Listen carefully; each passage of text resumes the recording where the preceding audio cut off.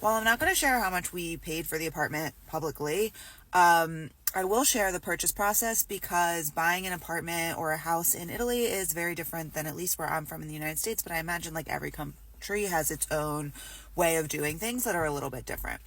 So let's get into it, because boy, do I wish I would have found any sort of content in English that would have just, showed me the pitfalls and things I should look out for in this process. Instead, I kind of just like fumbled my way through so that any of you who might be watching and might eventually one day buy a property in Italy, hopefully don't have to.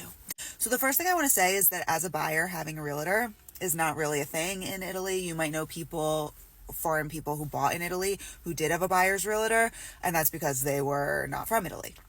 So the seller really only has the realtor, and as the buyer, it is kind of your responsibility to search for houses and make appointments to go and see what you want to see, either with the realtor, or a lot of more houses are for sale by owner, because realtors are used a lot less in Italy than in the United States. And to be honest, they do a lot less. There's another reason for this that I'll get into in a minute. There is no MLS system in Italy, which is why I have a lot of people in my comments being like, how much did you pay? They're not being like, I get it, you're not being like rude.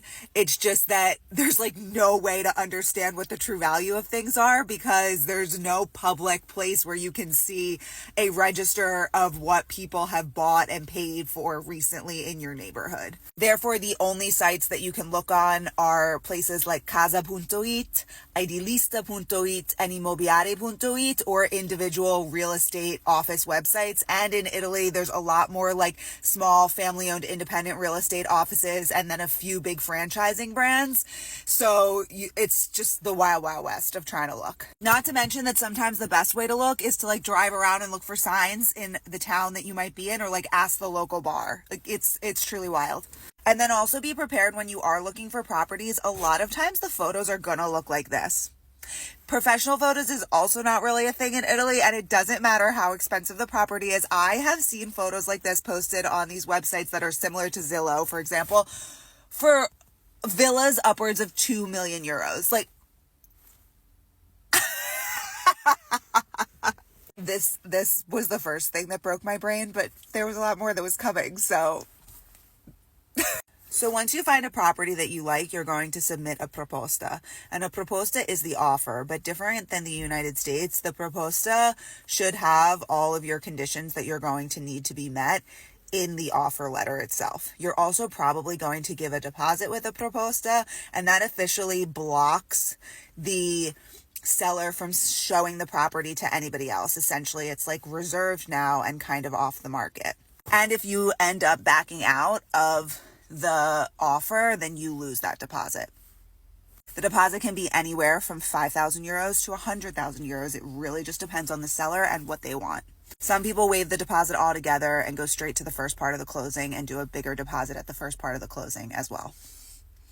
But the proposta, very important, because things like final walkthroughs or house inspections are not necessarily a given in Italy. So if those are things that you want, you need to ask for them as a condition.